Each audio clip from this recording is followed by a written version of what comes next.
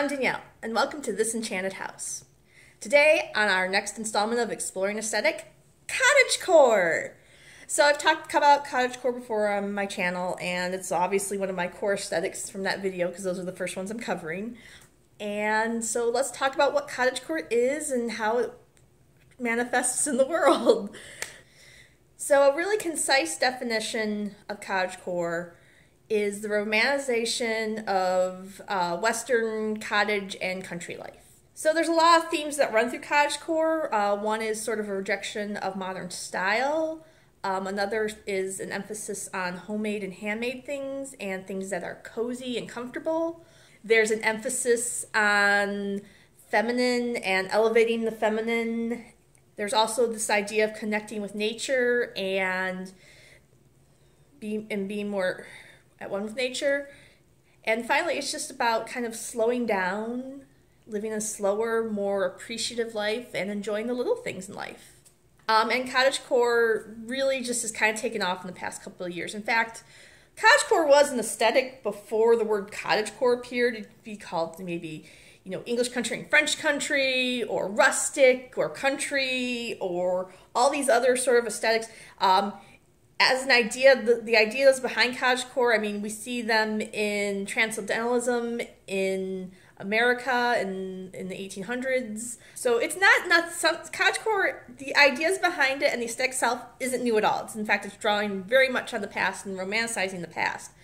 But the word cottagecore and the idea of this kind of umbrella aesthetic is fairly new. The term cottagecore, and we don't have an exact history of where it comes from, but it starts showing up around 2017, 2018 on online on sites that do sort of aesthetic things, so like Tumblr and Pinterest and Instagram.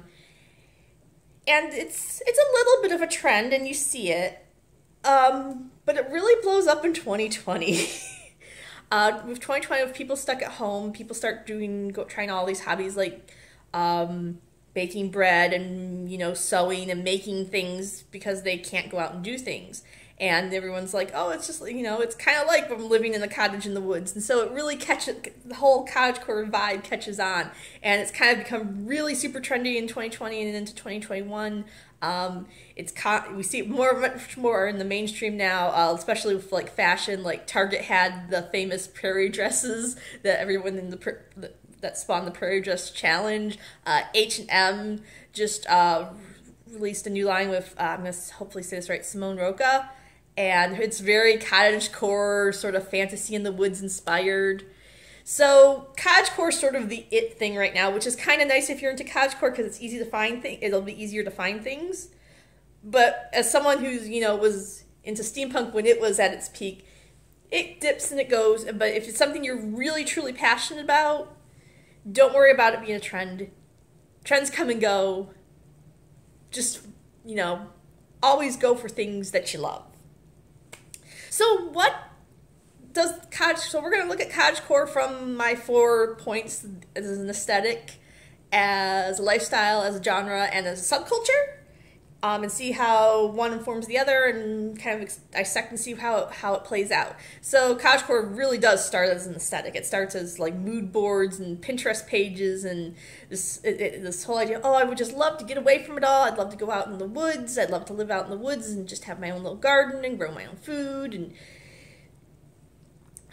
so, but it starts out as an aesthetic, so it's pictures and stuff. And then people adopt that aesthetic into their fashion and how they decorate. So you see, as an aesthetic, there's a lot to do with nature, like floral prints and natural fibers. In fact, because we talk about that connection to nature and homemade, there's a lot of emphasis on using natural materials like woods and stone, natural fabrics like cotton and linen.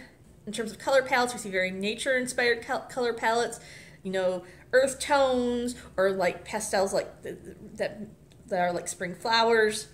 And like I said, it's very since it's romanticizing the past, there's a lot of historic influences. So like I said, you see a lot of English country and French country. You see a lot of rustic Americana, simple, sturdy things that are useful and practical, but also very beautiful in just as a piece. So in clothing, it's very much dresses, flowy dresses, floral prints again, or in, like plaids like this, lots of lace, because we want to go, there's also that feminine aspect. But also you see things that are very practical, like overalls and like comfortable, sturdy boots and sturdy shoes. There's a lot of layering. You see like straw hats and bows. And a lot of it actually reminds me of sort of, I mean, in fact, it's Mori Kei, which is also kind of making a bit of a revival, because cottagecore is making a revival, and people are looking at Mori Kei fashions and going, oh, that really fits with the cottagecore, the layers and the skirts and being all comfortable and cozy. So clothing-wise, dresses, aprons, overalls, lots of layers, granny boots and Mary Jane, straw hats and kerchiefs and bows. But it's very simple. It's very cozy. This also can be very feminine. There's like a whole gamut, because honestly, I'm going to talk about a little bit later, cottagecore kind of bleeds into a lot of other, like it splinters off into all these sort of sub-aesthetics like farmcore, grandmacore, or forestcore, which are kind of aesthetics in their own right, but there's like all this, like aesthetics, like I've talked about before, don't exist in nice, neat little boxes. They blend into each other, they combine with each other. There's all sorts of ways to express cottagecore that kind of leads into other aesthetics as well. So in terms of like decor around the house, we're looking at solid wood furniture, like once again, historic styles like Victorian, Tudor, early American. Once again, lots of floral prints. You're looking at like lots of homemade things like quilts, cast iron pots, things made of wood and stone, and ceramic. Teapots are really big in cottagecore. Tea seems to be a big common theme in a lot of the aesthetics I like, and so we should probably just do a tea episode one day. So like fireplaces, very cottagecore, cast iron stoves. Like I said, having useful implements, like that is my witch's broom, and it's more of a spiritual thing than a useful thing, but it's on display also because, brooms are useful. Having pots and pans on display, having ceramicware on display is very cottagecore. And then, of course, there's the whole elements of nature, so we see a lot of gardens and flowers and bringing in, plants, whether it be indoor gardens or outdoor gardens. Having a vase full of fresh cut flowers is very cottagecore as well. So that's kind of the aesthetic. Think nature, think feminine, think old, think antique, think vintage, think, simple yet elegant. Next up, let's talk about lifestyle. Cottagecore definitely started as an aesthetic, and 2020 turned into kind of a lifestyle. People trying out all these kind of crafts and doing homemade things and cooking from scratch and baking your own bread and stuff. Making things, making quilts, making pottery, making candles, making soap. Well, because people had and still do, because we're not quite out of it yet if you're watching this from the future. Hopefully, if you are, things have gotten better. But there's this whole kind of lifestyle that comes out of it. And it blends in with a lot of other kind of lifestyle ideas, especially things like slow living, which is, taking time to appreciate the little things, which is very much in the themes of cottagecore. So, taking time and having a nice cup of tea and reading a book, or enjoying, like having a picnic and enjoying the weather outside. There's also, I am going to pronounce this wrong again. It's a Danish term. It's hag, and it means cozy living, and which is very much in terms of cottagecore. And there's all sorts of cottagecore crossover with it, and it's like candles and warm drinks and cozy blankets, and so also things like people who move towards like zero waste, like reusing containers and getting rid of like plastic out of your life as much as possible. And so also gardening and the idea of, growing your own food and growing plants to help the environment, including things like bees and like honey. Beekeeping and honey feels very cottagecore. And then the idea of with zero waste, also like thrifting and, you know, buying things secondhand and repurposing things. And finally, like just the idea of taking up less space, like that you don't need a big house, that you could live in a smaller size house, or you could live in a cottage and have everything you need. So let's talk genre. Cottagecore really doesn't exist as a genre, at least not yet. We've seen like steampunk went from genre to aesthetic to lifestyle subculture, so these all go in different paths. There's no starts as one and comes to the other, so it could eventually become a genre. I've already reviewed a cottagecore book. If you want, I'll leave a link to that here. And bonus, if you are watching this video, I will have another cottagecore book I'm going to review for next time. So look forward to that. But so two cottagecore books doesn't make a genre. It's not something that publishers are using to classify things or anything like that. But like I said, genre has definitely influenced cottagecore. So you see like if you go, you can find a list of cottagecore movies or cottagecore books and stuff. So like in terms of like visual media, you've got things like Studio Ghibli and Moomin. Practical Magic has some cottagecore, Secret Garden, the 2005 Pride and Prejudice, though I have my own issues with that movie because I am a big Jane Austen fan, and if you like it, that's great, and I understand because I like liking the aesthetic, but it's not my favorite version of the story. Just FYI. But things like Little Women, once again, the current one does very much have a cottagecore aesthetic. I haven't watched that one all the way through yet, though, so I only started it, so I have to get to like the Anne of Green Gables TV show. Both of them, I have a preference for the older one because I'm just an old lady apparently, and I like the older version of things. But the newer one is great too. Over the Garden Wall is another one that has a strong cottagecore vibe, and I think came out before cottagecore was a word. Like all this stuff came out before cottagecore was a thing. Like was like a name thing. It had different names and different sort of influences, but this kind of coming together of things that all kind of are similar. In terms of books, there's a lot of novels that people cite when they talk about cottagecore. Once again, like The Secret Garden or Wind in the Willows, Winnie the Pooh, who's one of my favorites. Books like from anything from Ellen Montgomery. Like a lot of her books involve their heroines going to a house out in the middle of nowhere and making it homey. Like that's a running theme in a lot of her books and short stories, just FYI. If you are looking for someone who's cottagecore, she's one of the ones I would say one of my go-tos. Actually, one of my favorite novels, The Blue Castle, has a lot of that in it. So, and we've seen a recent trend now in music. I think Hosier's always kind of been cited as kind of like the go-to cottagecore. Taylor Swift did a cottagecore album recently. Make of that what you will. But so cottagecore, because it's on trend right now, we might see more of it and see it come more into genre, because the people way up here who make those decisions have taken notice and like to cash in on those things. So, but as a genre, it's not a genre really yet, but it's definitely been informed by genre. And now time to talk about subculture.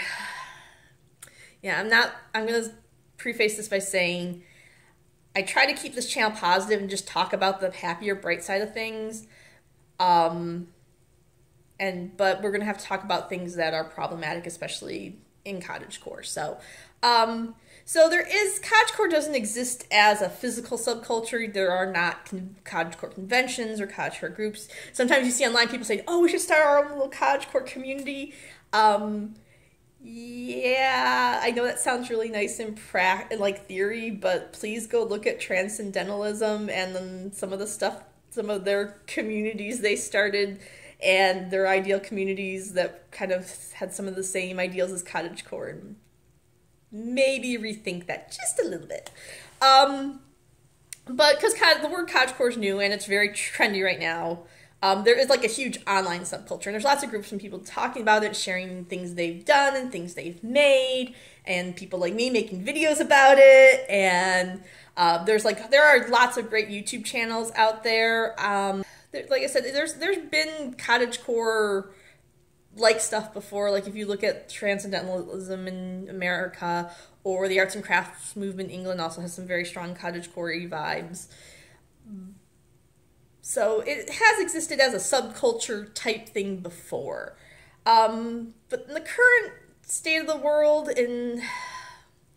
so like I said, there are problematic elements in cottagecore, and whenever you romanticize the past, you risk romanticizing some really toxic stuff. Like I talk about how like colonial furniture feels really cottagecore, but then that word is right there, colonial. Like colonialism is not a great thing and has like hurt lots of cultures and people throughout history, and we're still dealing with the legacy of it. So my approach has always been, when there's something like that in something, is it intrinsic to it? And it's not necessarily intrinsic to it, because we look at things like you can romanticize the idea of having a small house and wanting to live away from things, but you have to understand there are bigger implications sometimes, and that just because it's a fantasy for you doesn't mean it's a fantasy for everyone. And this is where things really get problematic with cottagecore. So I would say there's two kind of vibes of cottagecore. There's sort of a more progressive cottagecore and a more conservative cottagecore. The progressive side acknowledges those things, but says we want to take the good parts of it that we like and move those forward and try to not bring that other baggage with us, which is a problem in and of itself. But so their emphasis is on the whole like sustainability and environmentally friendly, to be really inclusive, and that's why it's really big with the LGBTQ plus community. And Rowan Ellis has a great video on cottagecore in general, but she talks about that in particular. Now I'm going to put a link for that video below, because she talks a lot about these problematic elements than I'm going to probably. But so there's a whole anti-capitalist element to it, and so that's the progressive side of things in cottagecore, and that's the kind of aspects they've latched onto.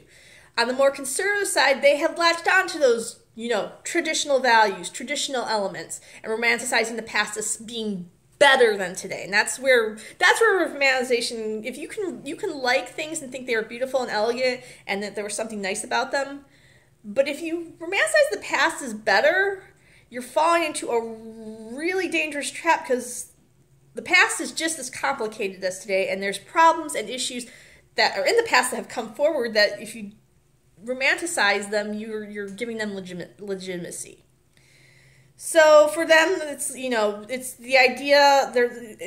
In these traditional values are the ideas. So they latch on to that whole romanticizing European culture, but romanticizing it as something superior or better.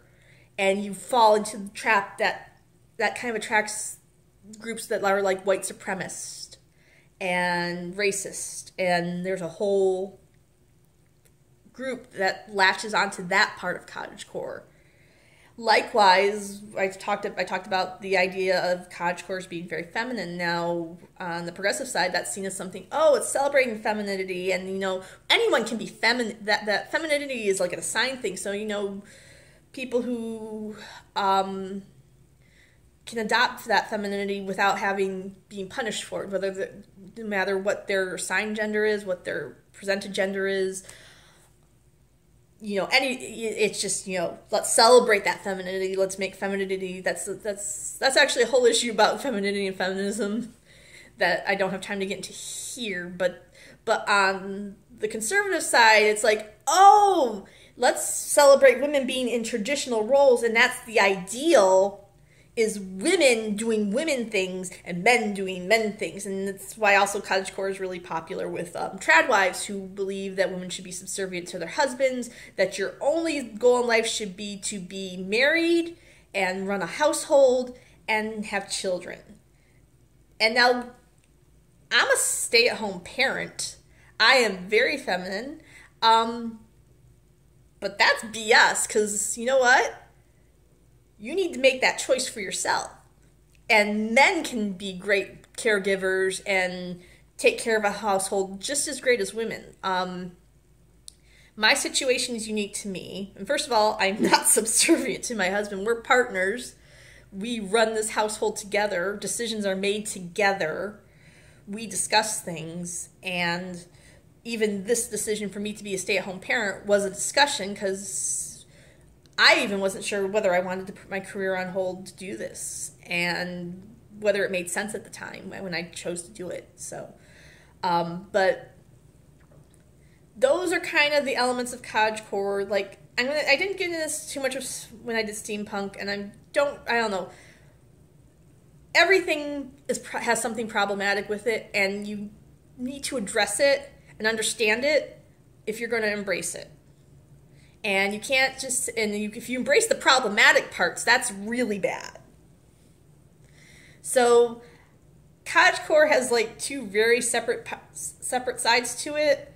I'm very much on the progressive side of it. I love things from the past, but I understand that history is not just some fairy tale that I'm adopting. There's like real people whose real lives were affected by some of the things that happened that weren't so pleasant, in terms of like colonialism and stuff. And like I talked about pioneer, like I really didn't mention it, but Lauren was Wilder Doll, feeling very cottagecore. And was one of my favorite books growing up. But as I've gotten older, I've realized there's some really problematic elements, especially when it comes to Native Americans. So I don't mean subculture to go into this dark place necessarily. I feel, and like I said, I try to keep things positive on here, but I feel like it needed to be addressed. But there is a great online subculture. There are lots of great people out there sharing what they make and what they do. And if you feel you want to share what you make and do, there's lots of groups out there that do that, whether it be on Facebook or Instagram or I'm sure Discord. I'm not a big Discord person yet. It's mainly where I mainly use it for video games. But, so that's out there too. But, so my message is, sometimes with aesthetics, you really have to think about who's there, who's doing it, and what part of the aesthetic you're attracted to, and why you like it. So, oh wow, I kind of hope that was helpful, and I hope you guys explore cottagecore. I hope you explore a lot of the ideas behind it. I'm going to have more videos on cottagecore, obviously, just like I'm going to have more videos on steampunk, and I'm going to do this series witchcore and academia, and then I'm probably going to move on to other aesthetics outside of my core aesthetics, because there's a lot of great aesthetics out there and aesthetic ideas, and I want to talk about them with you guys. So if you like this video, please give it a like. If you like this channel, please maybe go check out some of my other videos. And like if you were confused about the whole genre, lifestyle, subculture, aesthetic thing, I have a video on that. So please check them out. If you find you like more of them, please subscribe. I'm trying to work towards making my channel sort of self-sufficient and pay for itself, so I can maybe upgrade some stuff. So I do have a Patreon that's in its starting phases as well. If you want to go over there, there's, I think, 2 exclusive videos right now. If you want to, support me out there, just throw a couple bucks my way. I really appreciate it. If you want to connect with me on social media, I have links below to my Instagram, Facebook, and Twitter. They're all great ways to see when I update, but also kind of, especially Instagram, what else I'm doing in my life. And I hope you guys have an enchanted day, and I will see you guys next time. Bye!